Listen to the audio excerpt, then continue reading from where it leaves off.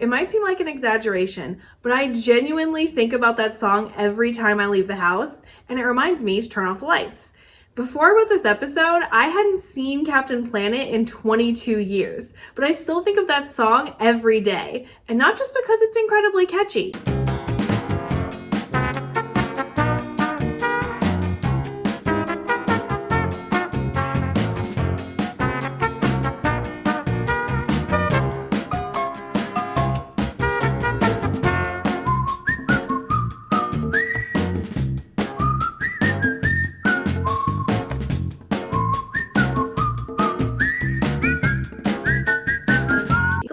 Captain Planet is strange.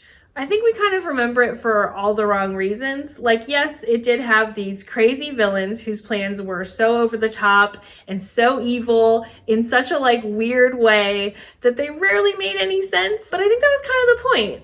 And I think the show sort of did scar a generation of kids, but, in a good way. It's hard to make saving the environment seem heroic because the peril is happening so slowly over time, which is why we need a giant mutant rat, voiced by Jeff Goldblum, to come in, speed up the process, and just make everything feel more urgent. Yes, Jeff Goldblum voiced a mutant rat on Captain Planet, and he wasn't nearly the only famous person to lend his voice to the cast. Elizabeth Taylor, Sting, Whoopi Goldberg, LeVar Burton, Neil Patrick Harris, Meg Ryan, Martin Sheen. It was a lot, you get it. It was a lot of famous people. This is probably due to the influence of Ted Turner, who's credited as the co-creator of Captain Planet, but by most accounts, pretty much what he did was say, let's make a superhero for the environment, and let's make his name Captain Planet. And then he gave it to his executive producer, Barbara Pyle, who... Wait a minute, Barbara Pyle? Are we actually talking about something that was made by a woman?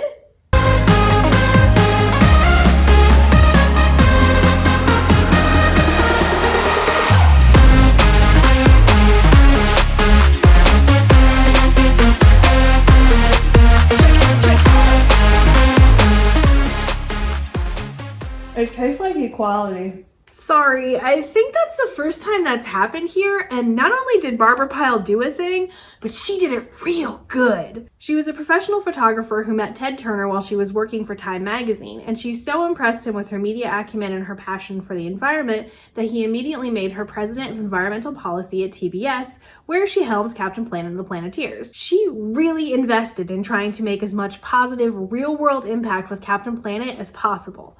She demanded that all the toys be manufactured sustainably, and in 1991, she negotiated a portion of the show's merchandising revenue would go to the Captain Planet Foundation, which still exists to this day. They give money to schools and youth groups to give kids the ability to do hands-on environmental projects. She's also the only member of the media to ever receive the Sasakawa Health Prize, which is known as the Nobel Prize for Environmentalism. And she used the money from that prize to start the Barbara Pyle Foundation, which is dedicated to helping the environment and also using all forms of media to make a better world. Who gets a prize for their environmental activism and uses it to do more environmental activism? I mean, I once won $5 from Scratch Off and used it to buy another Scratch Off, but that doesn't really seem comparable. So really, Barbara didn't just try and make as much real-world impact as possible. With Captain Planet, she succeeded. I mean, it's been 23 years since there's been an episode of Captain Planet on air, and yet the characters still show up at environmental protests all the time. Whether it's on signs or in cosplay, the main thing that Captain Planet does these days is get arrested in public. Go Planet! But seriously, can you ask for more of a real-world impact than that? I mean, nobody's storming the White House dressed as Scooby-Doo. Just saying. And yet, when we talk about the show today, most of what you hear is about how hokey it was. I get it, subtlety was never Captain Planet's strong point. This is a show where they literally went back in time to punch Hitler, and even weirder than that, they got Hitler's mustache wrong, which is honestly the best low-key burn to Hitler I've ever seen. It's like calling a woman named Sharon Karen when you know full well what her name is. Oh, Hitler, I remember him. He was the screamy guy with the Fu Manchu, right? We should all be so backhandedly bitchy to Hitler. And also, another weird thing about this episode is Dr. Blight apparently thinks that she can trust him and is surprised when he double crosses her. Again, he's literally Hitler.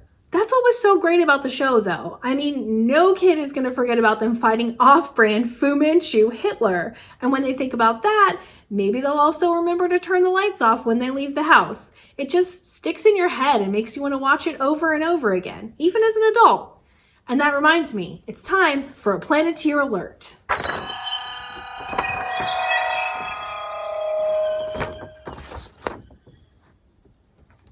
Your friends might tell you it's cool to watch Captain Planet while high, but I'm here to tell you that it absolutely is not. There are many better shows to watch while high. SpongeBob SquarePants, for instance, or The Great British Baking Show. But watching Captain Planet while high will mess you up. It seems like it's going to be fine at first. They're just having fun, saving the environment, and then all of a sudden someone's stabbing a mommy whale to death, and it's not fun anymore. It's sad. Do not watch Captain Planet while high. Watch something else instead. The power is yours. Now, I know what you're probably thinking. If Captain Planet is so important, Lydia, then why isn't it on air anymore?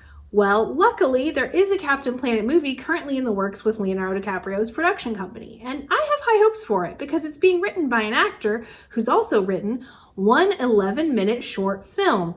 Sorry, he co-wrote that. Okay, well, experience isn't everything. You know, maybe he's got some new, fresh ideas for the franchise. I'm just kidding. He's gonna make it dark and gritty just like every terrible superhero movie that's bombed in the past 5 years. I really don't want Captain Planet to be dark and gritty. I want Captain Planet to fight gritty. I mean, he already looks like a Captain Planet villain. Let's just call the Philadelphia Flyers and get some synergy going on this thing. I do genuinely care about the Captain Planet movies. I want them to be good. So I'd like to offer some advice directly to the screenwriter, Glenn Pyle. Glenn, it's so important that you get the villains right. It's crucial. So I think I can help you with that, starting with the villains' names. Okay, Captain Planet villains' names come in 3 categories. Category 1, awesome, spot-on pun names like Loot and Plunder, Rob and Plunder, Verminous Scum, Tank Flusher. Is Luton a real first name? No. Do we care? No. Category 2, names that are less punny but still get the point across, like Betty Blight, Sly Sludge, Hoggish Greedley, Lead Suit. He's a guy who has to wear a lead suit because he works for Duke Nukem and Duke Nukem is radioactive. Stuff like that. Category 3, we're really tired today, guys. And in that category is Zarm and only Zarm. It's like they wrote arms with a Z and then just like moved the Z to the front. It was a slow day in the Captain Planet writer's room when they made Zarm. Your villains are mostly motivated by either money or, in the case of like Verminous Scum and Duke Nukem, making more people into mutants like them. By the way, I should probably say, if you're confused by the Duke Nukem of it all, Captain Planet actually had the name Duke Nukem first, and in fact, the video game briefly changed the spelling from Duke Nukem to Duke Nukem in hopes of avoiding any copyright issues, but they quickly changed it back when they realized that Captain Planet actually had forgotten to copyright the name. Whoops! No sweat, Barb. It's probably the one mistake that Barbara Pyle made in her entire career. And we got Duke Nukem out of it, so given these parameters, I'd like to pitch some new Captain Planet villains based on new environmental concerns. Glenn, you cannot have these for free. Please PayPal me $5,000 per villain if you want them, which you will. Villain 1, Mother Fracker. She's a pregnant mutated Canadian goose who drank contaminated groundwater from a fracking site and now seeks to infect all other humans and geese so that they'll join her breeding colony, which lives in a small ornamental pond in front of a target. Her powers include pecking, a super loud honk, and of course her high volume, high pressure Mother Fracker pump gun. Yeah, that's a toy opportunity. Let's see, there's also Goopert Murder Doc. He's a shape-shifting pile of green slime crammed into Armani's suit. He uses his shape-shifting powers to convince Americans to protect big polluting corporations because he eats their sludge. And finally, Trina Trash Island. She's a regular human who has made herself queen of a trash island deep in the Atlantic. She signs contracts with big corporations pretending to dispose of their waste responsibly, but then instead she just uses it to expand her territory. She hopes to one day make the entire ocean into her trash queendom. Also, she's always strangling a dolphin in one hand. Maybe it's like a baby dolphin for maximum effect?